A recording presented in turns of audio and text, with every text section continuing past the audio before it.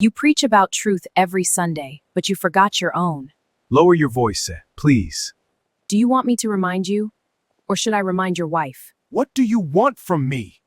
The first time anyone noticed something was wrong, it was a Sunday morning. Pastor Daniel stood on the altar, his voice calm and powerful as always, preaching about loyalty, truth, and the dangers of hidden sin. The church was full, people nodding, some even crying, completely moved by his words. He was respected, admired, and trusted. Many believed he was one of the few genuine men of God left. But while his voice filled the church hall, one person in the congregation wasn't listening to the message. She was watching him. Her name was Ada. Ada sat quietly at the back of the church, her eyes fixed on the pastor with a look that wasn't admiration. It was something heavier. While others raised their hands in worship, she kept her hands folded tightly on her lap. Unlike everyone else in that church, Ada knew something about Pastor Daniel that no one else did. Something that could destroy everything he had built, but Ada wasn't the only one noticing strange things. Pastor Daniel's wife, Grace, sat proudly in the front row, smiling softly as she always did. She had supported her husband for years, from the days when the church had only 10 members to now when hundreds filled the hall every Sunday. To her,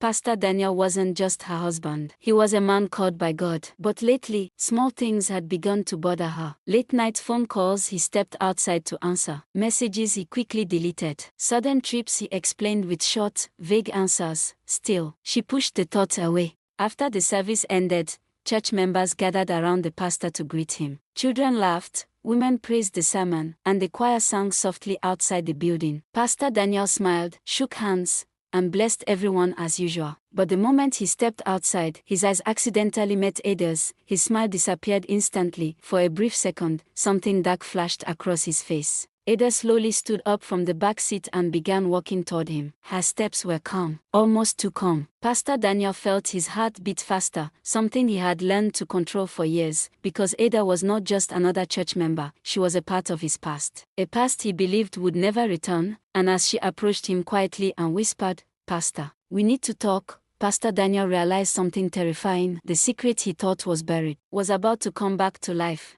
Your wife is inside. Should I go tell her everything? No. Ada, don't do this. If I talk, everything you built will be gone. Ada, please. What do you want? Pastor Daniel didn't speak until they were behind the church. "Ada, why are you here?" he asked, his voice low. Ada looked at him calmly. "You really want to ask that?" For a moment, neither of them spoke. The silence said everything. This wasn't just a past mistake, it was something that had never truly ended. What they had shared had been hidden, not finished. "I ended this," Pastor Daniel said quickly. "You shouldn't be here." Ada smiled slightly. "No, you just learned how to hide it better." Pastor Daniel felt his chest tighten. Before he could respond, Ada stepped closer and lowered her voice.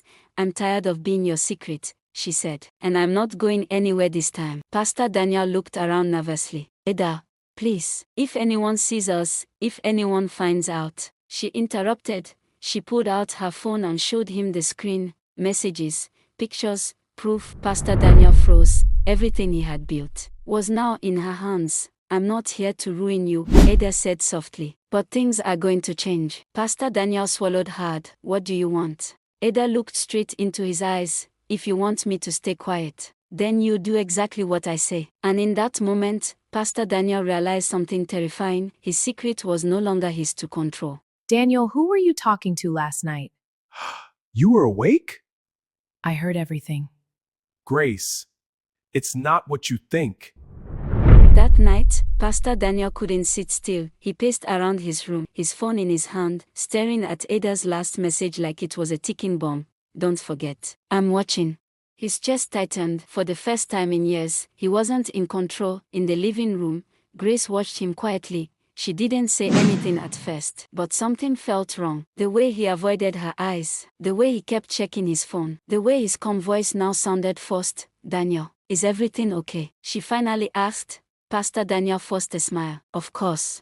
Just church work." But Grace didn't believe him, not completely. Later that night, while he thought she was asleep, Pastor Daniel quietly stepped out of the bedroom to answer a call. "Ada, what do you want again?" he whispered. Grace's eyes slowly opened. She didn't move, but she heard everything. The next morning, the house felt different. Grace said less, watched more, and for the first time in their marriage, she started paying attention to the small things he thought she would never notice. You came. This can't continue, Ada. It already has. What do you want? 3 things. I'm listening. First, no more ignoring my calls. Second, you'll meet me when I say. Third, you stop pretending I don't exist. You're asking me to destroy everything. No, I'm asking you to stop hiding. Ada, please. If I speak, your church hears it first. What do you want me to do tonight? Stay, we talk. Remember, Pastor, you're not in control anymore. One more thing. You'll come to me every week. If you miss it, I won't stay quiet. What we had is in the past. Why are you doing this? I can settle this. I'll pay. I want your time and your loyalty. Daniel, since you can't keep my conditions, I will expose everything. Unless you bring 10 million. Ada. I'm begging you. Don't do this to me. Why do you want to destroy my life? You destroyed it yourself, Daniel. The church was full that Sunday, just like every other week. Pastor Daniel stood on the altar, well-dressed, calm, and confident. His voice carried power as he preached about truth, repentance, and living a clean life. But this time, something felt different. His eyes weren't steady. His voice wasn't as firm. And somewhere in the crowd, 2 people were watching him closely, Grace and Ada. Halfway into the sermon, Pastor Daniel paused. For a brief moment, his eyes met Ada's. She didn't smile. She didn't move. She just looked at him, like she was waiting. Then everything changed. A phone rang, loud, sharp, unavoidable. At first, people ignored it, but then a voice echoed from the back. Play it. The entire church turned. Ada stood up slowly. Her face was calm, but her eyes held something heavy. Something final. Play it, she repeated. The phone was connected to the speakers, and then it began. Messages, voice notes, Pastor Daniel's voice, clear, undeniable. The church went silent.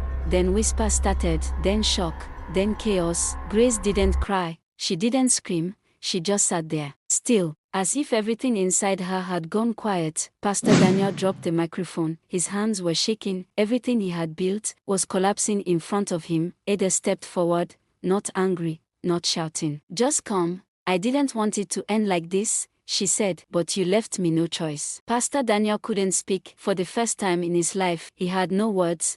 That day, he didn't finish his sermon. He didn't greet anyone. He didn't even look back. He just walked out, alone. Months later, the church was still standing, but Pastor Daniel was no longer there. Grace had left, Ada had disappeared, and the man people once called pastor was now just Daniel.